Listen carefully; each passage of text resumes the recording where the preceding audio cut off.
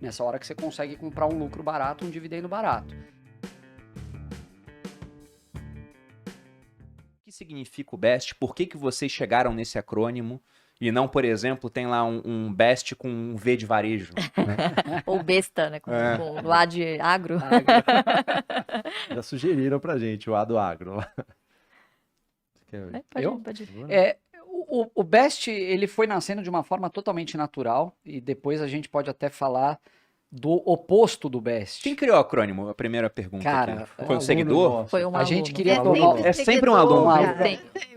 Caraca, você é um gênio. A gente até mandou um livro, mandou um monte de coisa pra ele. Falou, cara, muito boa a sua ideia. Pegando E aí a gente 2019. tem os setores que a gente não gosta de passar perto, que a gente chama... O BEST são setores à prova de balas. Os que a gente não passa perto são setores à prova de Barsi.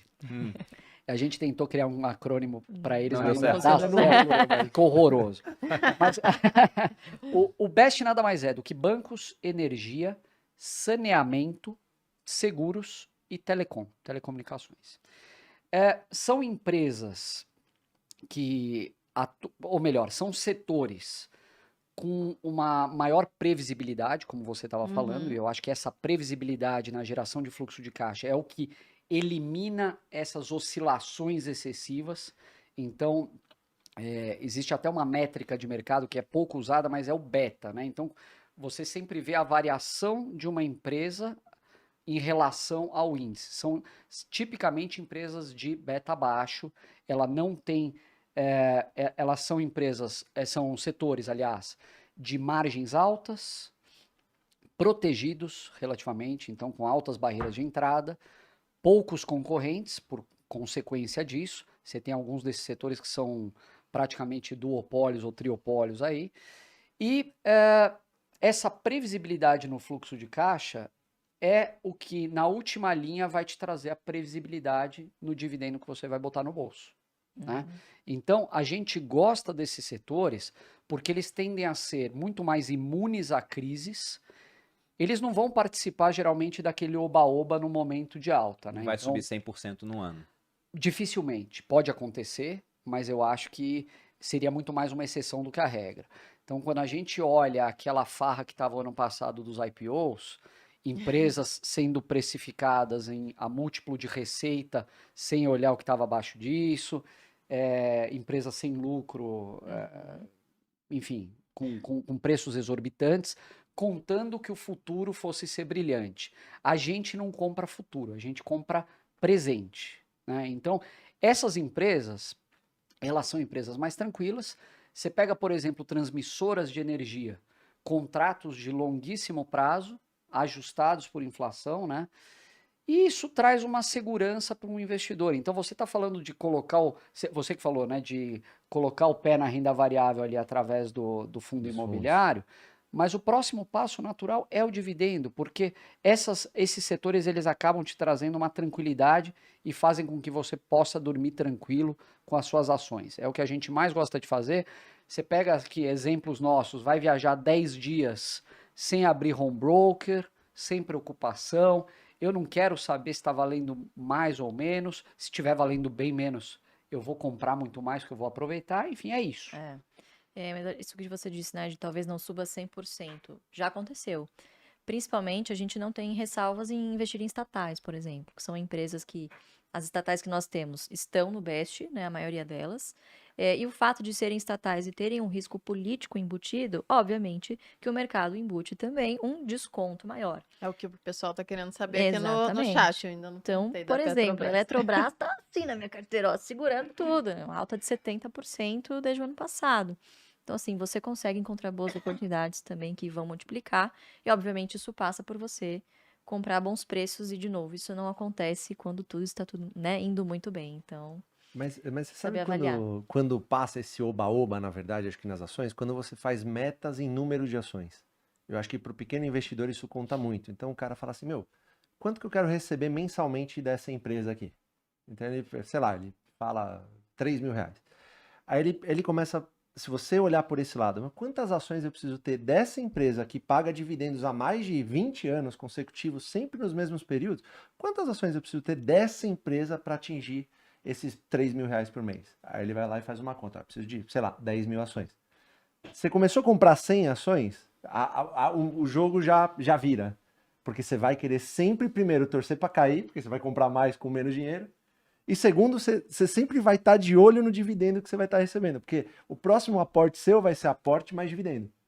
Então, você vê que é uma constituição, assim, não acaba. Você começou a comprar, automaticamente você já vai ser elegível ao próximo dividendo. Mês que vem você vai botar lá de novo o mesmo aporte, ou um pouquinho maior, mais o dividendo. Então, assim, você vê que a bolsa por si só não enriquece. O que enriquece é o seu trabalho, a bolsa vai lá e multiplica. E quando você tem essa meta em número de ações, tudo fica mais tranquilo, parece. Porque você vai encarar essas baixas como um baita movimento. Você fala, pô, o que eu pagava R$50, agora eu pago, sei lá, 25 e compro 2 ações. Porque você pega Essa é a o pegada. investidor tradicional, o que ele fala? Eu tenho 50 mil reais em Petrobras. Você não tem 50 mil reais, você tem X número de ações, X quantidade de ações. Perfeito. Essa é a mentalidade. Você pergunta para o Barsi, para o Luiz Alves, para todos esses grandes, quanto você tem de tal empresa? Até Ele porque eles pagaram em diferentes etapas, então Exato. eles nem sabem São vários exatamente. preços. Exatamente, todo Exato. dia isso muda. Então, a mentalidade do sócio é diferente. Uhum. É muito diferente. E o sócio, quando ele vê aquele ativo de qualidade caindo, ele vai querer comprar mais. Ele não vai vender, pô. Se ele Engraçado. conhece e sabe que é bom, O Barsi, por exemplo, se você pergunta para ele qual que é a maior empresa hoje da sua carteira, ele não vai falar Unipar. Em valor financeiro, sem dúvida nenhuma, é Unipar, mais de 40% por conta da valorização dos últimos 2 anos. Mas ele vai falar, não, Klabin, porque eu tenho 70 milhões de ações da Klabin, agora 75 milhões de ações. É a empresa que ele tem maior quantidade de ações. É assim que ele pensa, é automático. Então você pergunta para ele, ele fala, não, Klabin, é que eu tenho mais ações. Tá? Ele não pensa no valor financeiro daquilo, né? Então, é realmente quando a mentalidade do investidor, ela vira uma filosofia de vida.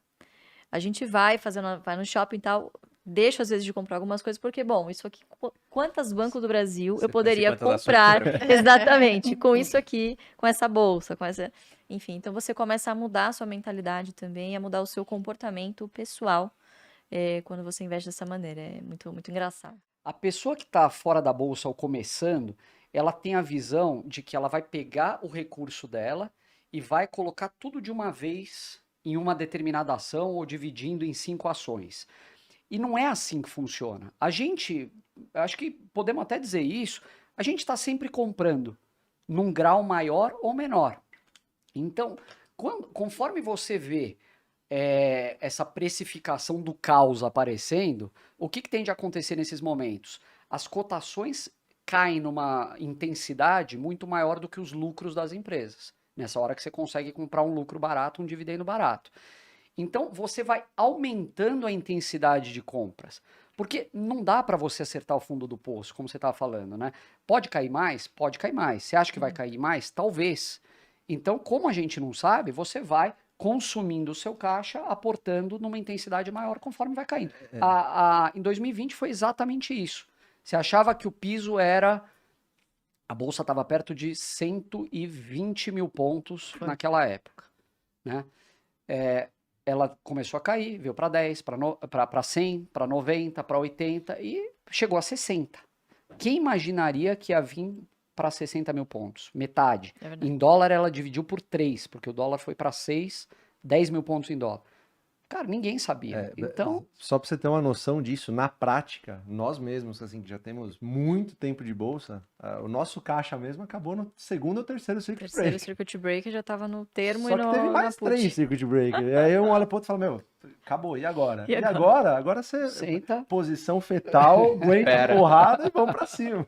Você espera, porque o dividendo ele continua caindo. As empresas não pararam de pagar dividendo, inclusive nessa época, por exemplo, da pandemia. Elas continuam pagando dividendo e a gente continua fortalecendo as nossas posições. Esse comportamento, assim, para o pessoal entender, só com muita informação, sempre lá passando essa calma para o pessoal. Só que é para você ver que ninguém sabe o que vai acontecer. O Lírio que fala esse negócio, né? De você se recolher a posição fetal e continuar apanhando, porque a gente não sabe qual que é o fundo do poço.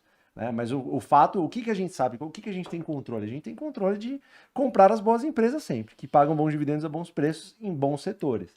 O Best, por exemplo, é uma prova disso, né? Comprando essas empresas e fazendo isso um hábito, cara, longo prazo assim, é totalmente vencedor. O Barsi prova isso.